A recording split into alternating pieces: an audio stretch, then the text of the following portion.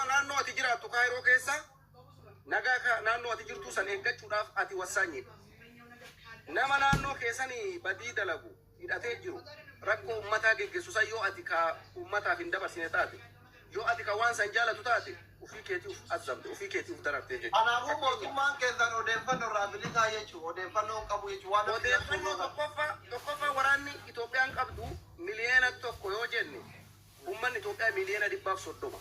Mataan osoo ramadeeyyuu nagaa akkati jettuu kana ummata eeguu hin danda'u mootummaan. Tokko ummata darajja'ee nagaa isaa eeggachuu qaba. Isii tana ufamansiisuu qabu ummanni Itoophiyaa. Bakka ummanni darajja'ee nagaan eeggannetti fakkeenyaaf magaalaa amma dheengadda keessatti rakkoon uumame san sa'aatii uumametti ummata lafarraa buqqisaa jira. Shiftaan faannoo haa jennu. Yeroo mootummaan infoormeeshinii argatee waraana bobbaasu jarri waan geessan jechuudha. Ummanni ammoo lafa jala infoormeeshina naannoo san nagaan akkam akka ta'e badii deemaa jiruuf hatattamaa yoo furmaatan kennin waraanni mootummaa bara arboo shiriin taa'eetiin mana nama balbala nama maraa hunda taa'ee nagaan eegu. Gaafa shiftaan tokko dhufee sitti dhufe shiftaan waan fedhe si godhee deema. Magaalaa har'aati jirtu naannoo ati jirtu sayyoo isheen shiftaan nama 20-30 isin fixee bahuu danda'a. Gaafa kana ati mootummaa komata. Nagaa ofii ka'ee ummata malee. Dayyaatanii nama tuman kunoo milishaa minamni kun. Milishaan kan nama tumu suni sababa of danda'e qaba milishaan kasi tumuuf asli. Tokko yookaan tokkoma jira. Simatu si tokkoma. Hiriyyama keetu si tokkoma. Abbeeraa keetu si tokkoma. Obboleessa keetu si tokkoma. Qaama akkanaatiin walitti hidhata qaba. Hojii akkanaa hojjeta. Kanaani malee Itoophiyaa keessa nama meeqa jira nama qabbaasanii tumu. Mootummaan osoo qoranne hiniinuu itti murteessu jenne atummaa dhuftee yoo asliin shanee deeggara jettee milishaan maatti yaa'ee natumuu qaba. Dogoggorrummaanuu bakka san jiraa siin jaabarra. Milishaa yoo tumee milishaa hedduu seera dhiyaachaa jira. Fakkeenyaaf Finfinnee makana keessatti dheengadda nama kararratti nyaata isaa gurguratu tumaa turan. Gizee masan namni san to'annoo seeraa jala oole. Walumaa galatti mootummaan nagaa uummata miliyoona 130 kophaa eeguu hin danda'u. Bakka uummanni waliin hin jiraannetti anarra yoo qawwee hidhadhe Dr. Asli miidhaa cimaa namarraan gahuu hin danda'a. Koo qabaadhu sii tana. Sababiin isaa sa'aatii eeggatee deemuu jira qaamni hidhate kun. Sa'aatii nagaa isaa eeggatee naannoo san waraanni mootummaan jirre dhufee dhukkee sirraa kaasee si biraa deema. Gaafa kana nuti ka quba itti qabnu macha aangoo irra jirudha. Nagaa ofii ka eegu uummata biyyattii guutuudha. Mootummas kashaaru mootummallee kashuumu uummata jedhee amanaan. Dr. Abiyyi ama kaleessa falmaa ture dhugaadha. Har'a Dr. Abiyyi nama hundaa wal qixxeesse. Ani Itoophiyaadhaa jedhe. Itoophiyaa ummatti ni amana. Oromummaa kiyyaan hin boona. Ikoraalloo jedhe. Ani Itoophiyaa Oromoo. Itoophiyaa Oromooti. Beheriin kiyya Oromoodha lammummaan Itoophiyaa.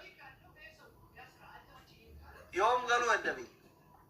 Ani biyya guyyaa rabbi na galcheen gala walumaa galatti jechuudha. Warri har'a fakkeenyaaf ani Oromoo dheedu kana biyyi teen Oromiyaan biyyan taane jaalannee jibbine Oromiyaan biyyan taane biyya jiraannu keessatti baasaa jechuun yoom biyya galuuf biyya ani guyyaa san biyya galu kaa rabbitu beeka bar. Akka pilaanii kiyyaatitti wanni deemu hin jiru asli dalagaa rabbiiti. Lubbuun duutuu jirtuudha. Namni bahee karatti hafaara aguma mucaa dheengadda du'ee sani. Laakiin ammoo karoorri ani qabu pilaaniin an qabu mootummaa kamuu yoo ta'e waa maraa madaaltee ilaaluu qabdaati.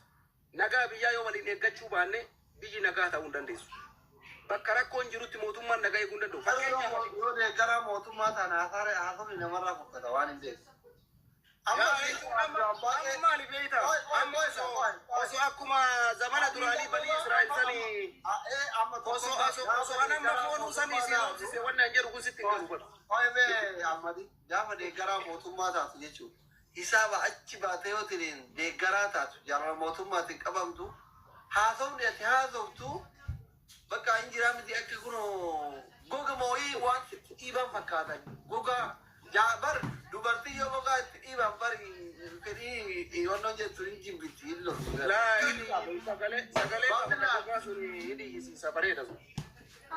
Kanaaf amma ani duraan YouTube irrallee gisee notifikashiniin kee dhufuu ilaala manaamin laayivii kee. Fakkeenyaaf amma maaliif bar Dr. Asli adama mootummaa hin deeggaru jetta malee ati amma mootummaa nama falmu keessaa tokko sa'a kanatti fakkeenyaaf ati jibba mootummaa akka qabdu akkanatti haasaa keetirraa ni mul'ata. Tokkoffaa deeggara anamma Jawaariin amma ilaalchi dadhabaan deeggaraa mootummaa kanaan mootummaa deeggaruu dirqamallee hin qabdu. Tokkoffaa dhagaye anamma karoorri kiyya maali beekta? Amma rakkoon baartee bulaa oofanii asli mootummaa jibba yoo jibbeeho dantaa dhuunfaa walitti mirga guutuu qabda amma abbaa amma haasofni keetuu ifaadha mootummaa akka jibbitu kun eenyummaanuu namni gowwaan akkasiin jiru ni beekama afaan keetirraa beekama ani yoo jaaladhe maannaa gora yoo jibbe maannaa gora habiibii biyya oma takka siin godhu kanaan duras arrabsaa turte wanni sanii olitti wanni addisiin homaa si godhamu hin jiru kana bariin beeka kana bareechee beeka ani garuu maa siin jechaa jira namni waan ofii isaati jibbu tokko osoo ati gaarii feetetti himte osoo ati bareeda feetetti himte sirraan fudhatu maaliif jennaan inni bareeda maal amma tokkoffaa Oromoon eessarraa ka'ee eessa ga'e yoo jenne akka qabsoo Oromootitti yoo as deemnee anaafate wal gaafanne eessa ture kaleessa Oromoon sabana waaqoon guutuufaa qabsaayan Oromoon Finfinnee keessatti akka irra deemu kanatti hin deema ayyaana amma Finfinnee keessa kabajaa jiran abbaa tokko marre jedhanii kafotoo kun walii gara wal bira maxxansu kuni duraan kun hin jira fakkeenyaaf Oromoo guyyaa takka akka amma aadaan Oromoo Finfinnee keessatti irreechi dhufee amantii muslimaa ummanni muslimaa bakka isaatti deebi'ee majlisni siraatan nama isaa filatee Itoophiyaan osoo lubbuun takka hin duune ummata Oromoo kumaatamaan lakkaa'u irreecha isaa geggeeffatee galee kunummaa duraan Oromoon kanan qabaa ishii duraan jijjiiramni hin jiru eega jettee amantee waan nummaan ammaan sitti hime kun xiqqommaan ansii dha'e waa'ee maal irreechi shirkii Oromoon shirkii gabbaruu fi shirkiidhaa miti amantii keetiif shirkiidha garuu warra godhuuf shirkii miti ani akka muslimaa tokkotti shari'aan si dhorgaa jettee anaan shirkii jette garuu warra amantii san deeggaru mootummaan nagai oye gaamena nagai waan nama hedduu nu jala jira wanni kun ammoo waan kun nagarii qabu sireesii gaafi na gaafatte warra jala jiru deebiif naatillee waan dandeesse yaada kee dubbadhu fakkeenyaaf abiyyiin bu'aayyuun buufneettanii akkasin laalaa jirtan waan ta'eef waan takka waan ati beekuu qabdu namni qiimaa waan harka isaa jiru hin beeku dhugaasitti ma gaafa harkaa lafa dha'e malee ati har'a nuti amma bar warri faarsee bulaa waan dogoggortatu jira ina dhaga'i mee maal dogoggorra tarata kan dhageeffatu illee bareeda waan bar walitti dhufnee bara dhageeffata eshi maal dogoggorreesh wanni faarsee bulaan dogoggore nuti fakkeenyaaf kanarraa iyyuu kaasee namoonni akkanaa kunniini jibba abiyyiin qabu abiyyillee buusuu aabuu jedhaa jiru obboleetto hin jennu jedhallee hin jiru fakkeenyaaf wanni kilabni biraa kilabni an deeggaru hin jiru fakkeenyaaf abiyyillee deeggaru warra kafaa olleen deeggaru warra abaa olleen deeggaru si galee miti garuu wanti nu jennu maalinni ummanni nagayaan bahee haa galu mootummaan biyya tokko nagaya ummata isaa eeguu qaba ati jaayira nuti warra paartii deeggaruu miti nuti ka barbaadnu Finfinnee keessatti suuraa ka'uu miti obboleessu si galee suuraa ka'urra lubbuu namaattu dursa lafa bareechurra ifaa galchurra maal jechuurra ka dursu lubbuu namaati nagaya barbaadna hawaasuma kanaayyuu mootummaa tokkotu gara tokkotti qabee maal godheetiniin nagaya fakkeenya biyya kana amma waraanan bulti biigu si galee namni tokko simbiri yeroo gabbaa'ee si galee ibi waan biraa miti yoo maqaa isaa dhooftee arrabsite jechuudha si sakkalaan si galee kanaaf humnummaa waraanaa kunuuyyuu jabaatee biyya sanitti osoo nama hundaa biyya nama fakkeenyaaf osoo nama hunda hudduu keessa dhiitee akka dhiititti bulchee lubbuun namaa qisaa ta'uu baatee natti tola waggaa akka lubbuun jiru bulchee minaa gabbaayu anata. Eeshi biyya ammaati jirtu san qaamni biraa hidhateetiin mootummaa federaalaatiin lolu jira. Hin jiru. Hin jira aliyeen baasa. Genau osoo akka ammaati biyya jirtu san qaamni hidhaa ka meeshaa hidhatee jeequmsa uummataan goone jiraatee mootummaan kun qofti ilma namaa ajjeesaa jiraate sila uummanni Itoophiyaa kaata biyyi kuffise. Uummanni ati reef anu uummata akkasiin jedhe san namni uummata keenya miidhaa jiru har'a qaamni hidhate mootummaa miti. Milishaa mootummaa kana mootummaan dadhabee osoo taane waan jaalateef caddise sababa ima fakkaan. Naa hin danda'u asli akkamiin danda'u. Fakkaan dhagabadha asirratti yaani waan beekas yaa jirtu. Mootummaani Afrikaa kana keessatti qaama isaan faallaa hin barbaada amma warri faarsee bulaatii fi mootummalleen Itoophiyaan akka nagaya taatu hin barbaadu. Nu dabalii asin nu tolchii asin nu gaafii mootummaa gaafatu baay'ee. Nu yoo nageenni kun boora'ee gamaa gamanatti namni wal bu'u immoo namni waa'ee lubbuu isaatu yaachisa malee gaafii dhuunfaa isaa wanni gaafatu hin jiru. Kana nuti gowwaa nama godhina ati yoo si garuu baatallee warri gurguddaan mee doktor Asli fakkeenyaaf akka mootummaa mangisti falli goonu akka biyyi sun nagaya dhabdu basisu amma laala biyyi mootummaan hin barbaade yoo ati jette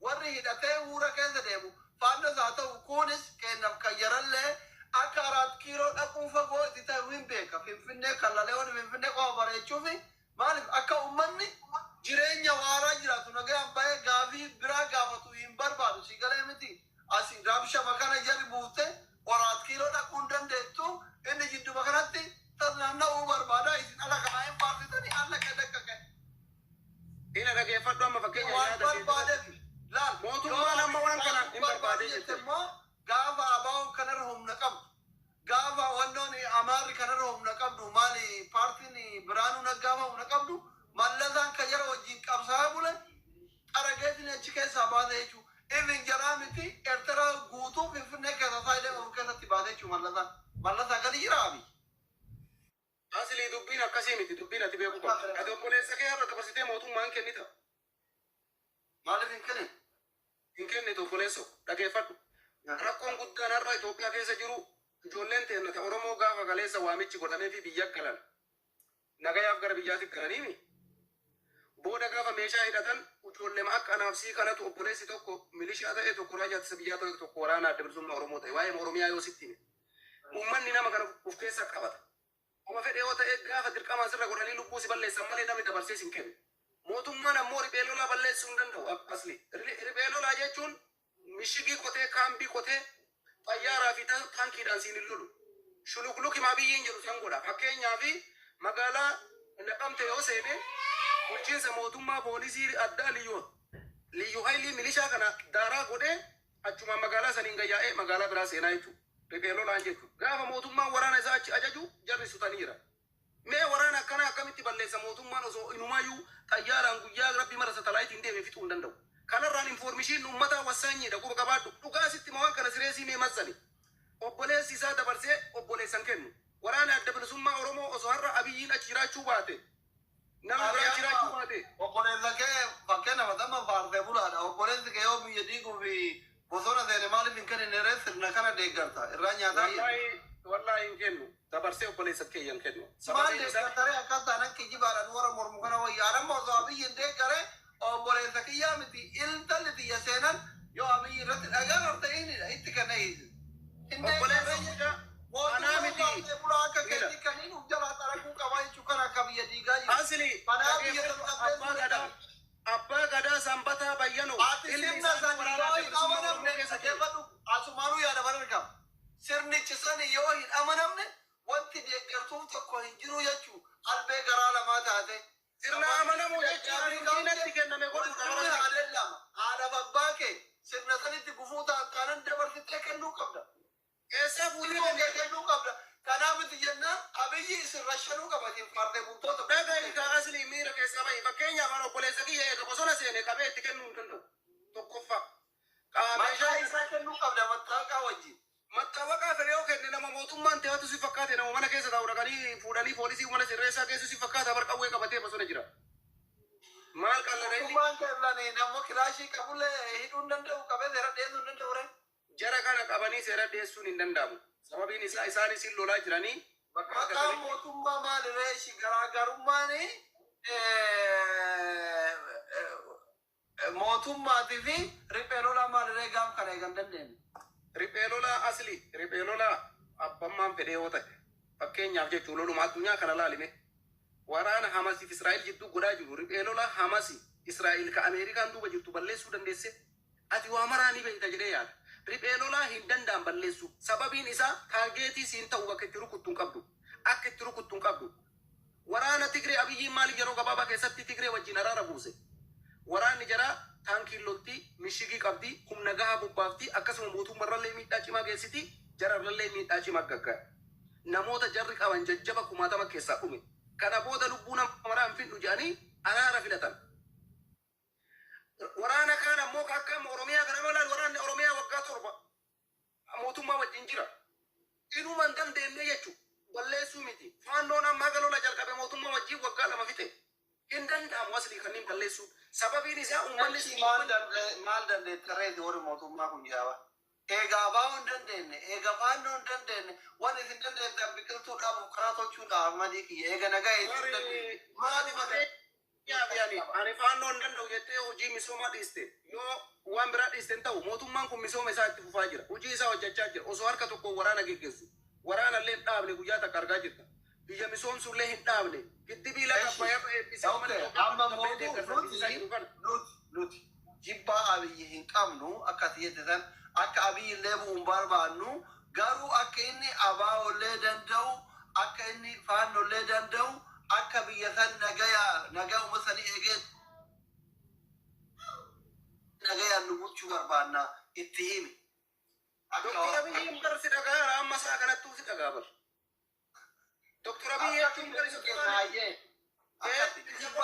Ummanni isa waliin jiru martuu si dhagaa. Sababiin isaa waraana kana balleessuun hin danda'amu kan isin jedhaa jiruuf waraanni kun osoo mishigii qotatee taargeetii si hin lole. Lafa qotattee lolteetii guyyaa 20-30 si kaa fudhatu haga dandeesse mishigii kana cabsitee waraana kana boojitee kaan tarkaanfii irra fudhattee kaan manee dhaagalchita. Waraana kun mishigii dabalatee haga abiyyiin ga'utti jira. Biyyi sun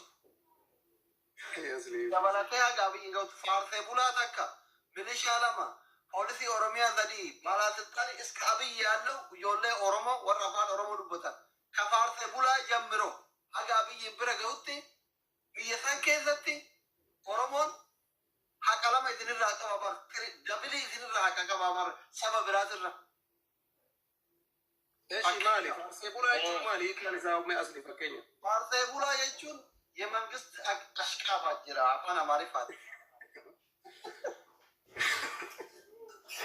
ወረ ስልጣን ቀምኔ ካባላ ስልጣኒ ኡፈኬስ ሞቱማ ገበሬ ቡሉ ጀቹ ሞቱማ ገበሬን ቡሉ ካኑ በረው ሶ ብየ ኬስ ጅራኔ ፋርሴ ቡላ ሆነ አንጀት ስራ በሬዱ ደጋ ገር ዋና ሞቱማ ከና ወዲና ገሮማ አልሰራም በርባዱ ነግዳለ ጀዳ ይሶዳቱ አማ ሙዳ ፋርሴ ቡላ ያዳሪ ናማ ማራ ፈጋሱ አኒ ኮንፊደንሲን ከነቲ ነው Inni annama ani fakkeenyaaf asli gaafa amanee Jawaar deeggaraa ture.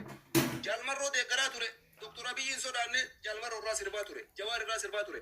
Har'a adeemsi Jawaar itti jiru anama fudhadhu fakkeenyaaf. Jawaar nama nama lakkoofsa tokko irratti an jaaladhumi. Sababii waan inni dalagu fudhanneef nama kaleessa Doktor Abiyyi Jawaar jibbite moo yaada isaa jibbite? Yaada isaa jibbe.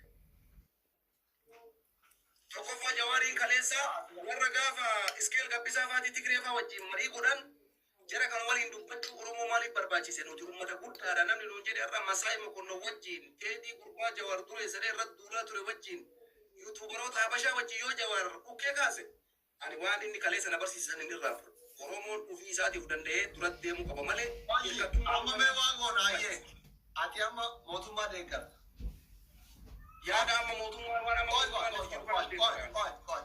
mootummaa deeggartaa meeqam yaada mootummaa waan amma inni qoraa jiru misooma biyya irratti hojii inni qoraa